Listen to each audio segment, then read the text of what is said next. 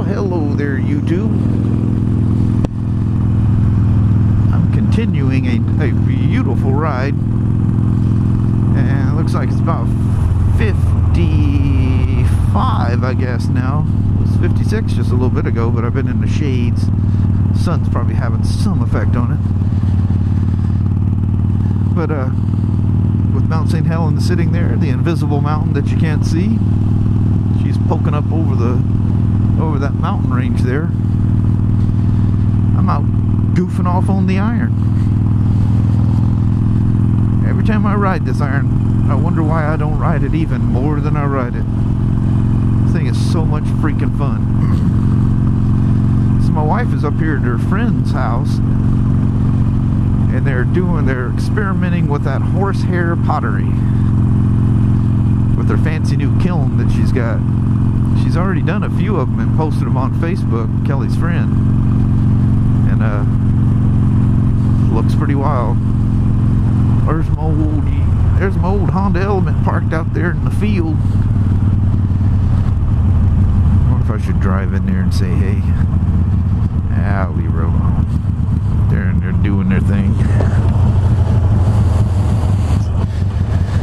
How about we go down a dirt road?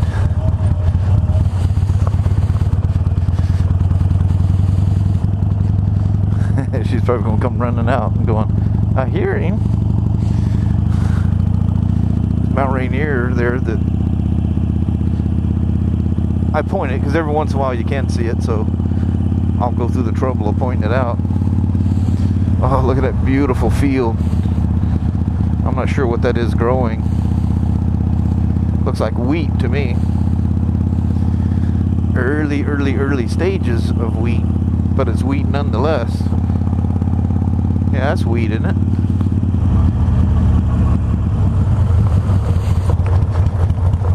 That's what it looks like. I'm not a farmer in that sense, but I do love that green. That is so freaking pleasing on the eye, especially after how winter just makes everything so stark and dead around here. It's amazing how a place that is so lush and beautiful and green can look so dead in the winter. Shockingly dead. Yesterday, I spent as much time on dirt roads, I think, as I did on paved roads. And actually came up through this yesterday. But what I want to talk about, how I get off to these slow starts and usually never even get to what I want to talk about. But if any of you guys watch XXXDeadhead's last video, he's talking about a meetup this July, and I'm assuming it'll probably get dubbed the Yosemite Meetup. Street tires on loose gravel, not a good thing. But anyway, he's talking about that. Meeting in the Bay Area, having a gathering of sorts, and head out to Yosemite. And what was weird is, as I'm watching this video, he I just that morning I got up, and from my desk I can look through the door and I can see the television out in the living room. I can barely hear it, and it was a documentary about St. Helens and St. Helens, some other mountain that blew out the side of it too, and I forget what country that was. Anyway, they ended up talking about how Yosemite was formed out there. Anyway, I was kind of half watching that thing as I was checking emails and doing whatever. And then I come across XXXDeadhead's video, and I go, lo and behold. There was one other thing too, is yesterday, it was nice like this yesterday, a little cooler. But I was going to talk about purchasing the Scenic 20S Bluetooth headsets because of their better sound. Way better setup than the SMH10 And damn if he didn't cover both of those things in one video. And I'm like, well, I was gonna talk about him anyway, so I let her fly. Anyway, yesterday I talked about it, but I was so excited to be out here in this nice weather and being on the iron. I just kind of, it's kind of one of those half-ass vlogs. I didn't even skim through the videos to see if they were any good. There's one part that I'm gonna probably use somewhere. This crazy guy on a dirt bike goes bombing down a state highway with no helmet, coat unzipped. It's like, by the time I was there, I'm probably at, I don't know, 1,000. Kind of thought that was steeper than what it was. Thought I might get a little airborne off of that. But goes bombing down the highway. It's probably about 800-900 feet, maybe 1,000 feet at that area, at that point. So it was quite a bit cooler. That was the one thing I watched. Crazy guy. So I don't know if I'll use anything out of that video. It was just more of me riding around goofing off, which I guess is no different from what I'm doing right now, is it? So yeah, I'm excited about the meetup, and I've got a different thing this year with vacations and stuff. Kind of got a little out of hand last year, and me taking off on trips and whatever kind of created some vacation overlaps. This is one dangerous road to pull out of.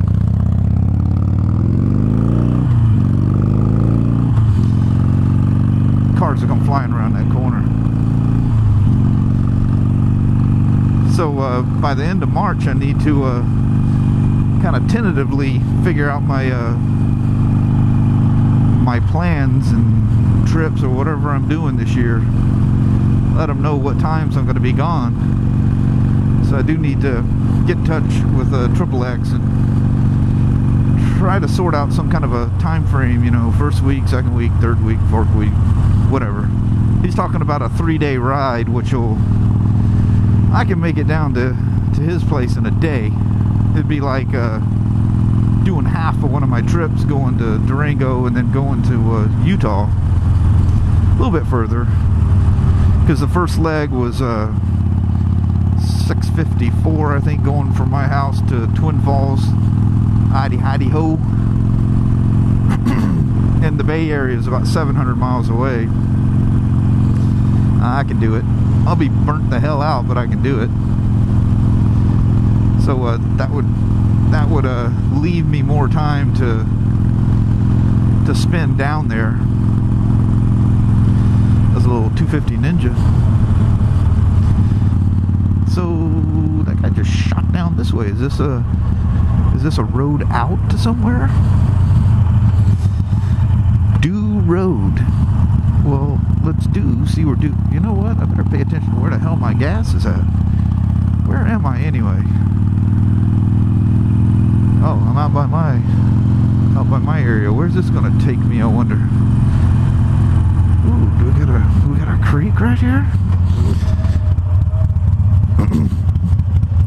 Don't worry, that's my belt squealing.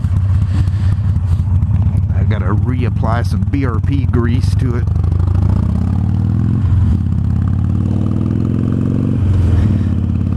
You ever have your Harley belt make that sound? That wasn't my brakes. I wouldn't even touch rear brakes. I had my feet on the back pegs. And anyway, the belts squeal, and I keep them properly adjusted. So properly adjusted is tighter than what you might think is necessary if you're not used to drive belts on a motorcycle. You run these things surprisingly tight. I have no idea where this is going to take me. We done drove out here and discovered something. Holy crap! I think I just went through some manholes there. Holy moly! And oh yeah, both ends bottomed out. If you're wondering. one thing, I'm going hell for up. Thought it was cold before, it's gonna get cold now. Oh, what the hell? It's a dead-end road. Well, I guess I don't have to worry about where it's gonna pop out at.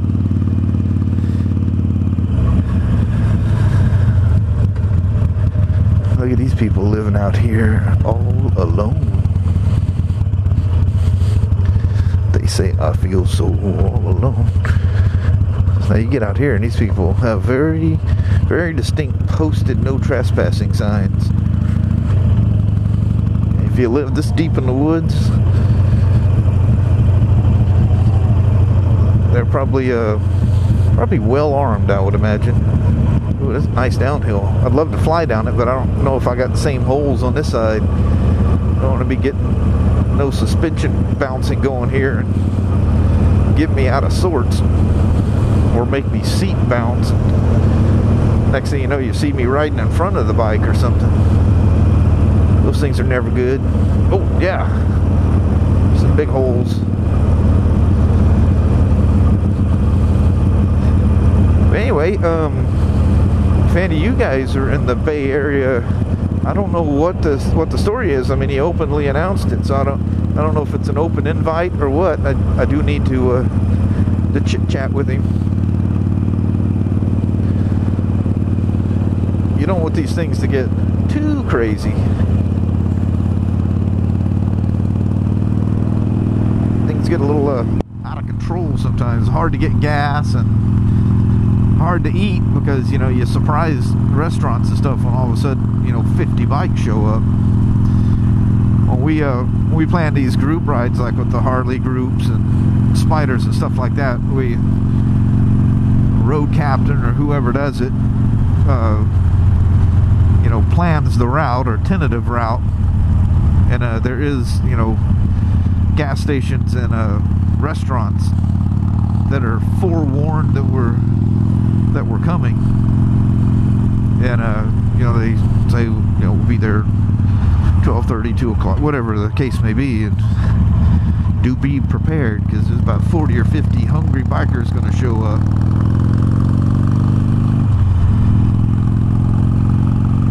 Well, on a vlogger meetup, I don't think there's that tight of a timeline, or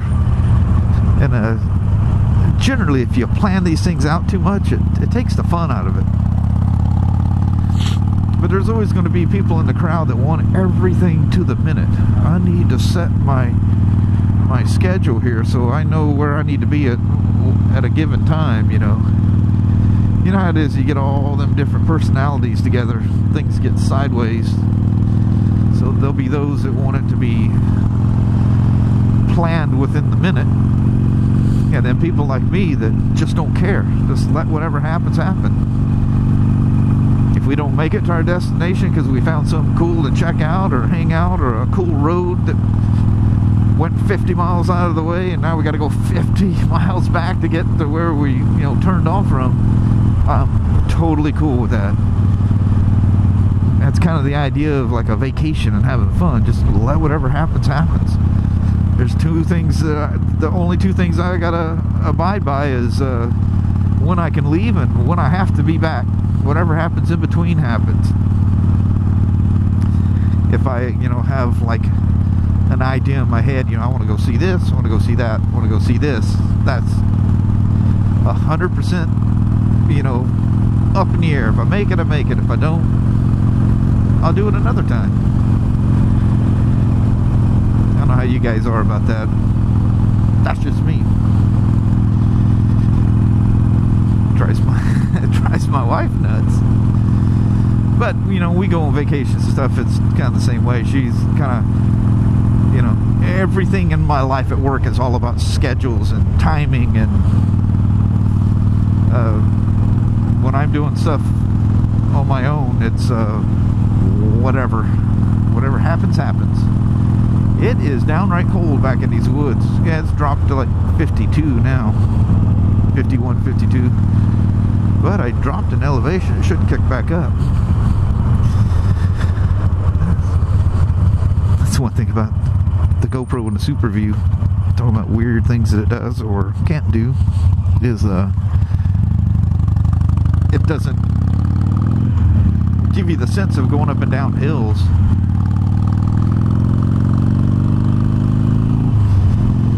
So this gate, this one, I don't know if it's still laying there, unless somebody picked it up. But it had a big metal gate that was going across it. And that gate's always there. In fact, when we moved here from our house in Silver Lake, this is the route we came across the mountain range there and went this way, and that gate's always there. One day I was out riding my bike. I think I was on my old DR, the old 93 DR 650, and I drive by there and I'm like, what the hell? So I turn around and go back, and that gate is like flattened out. Somebody had hit it with a bulldozer and just like went back and forth and flattened this thing. So somebody literally had road rage with a bulldozer.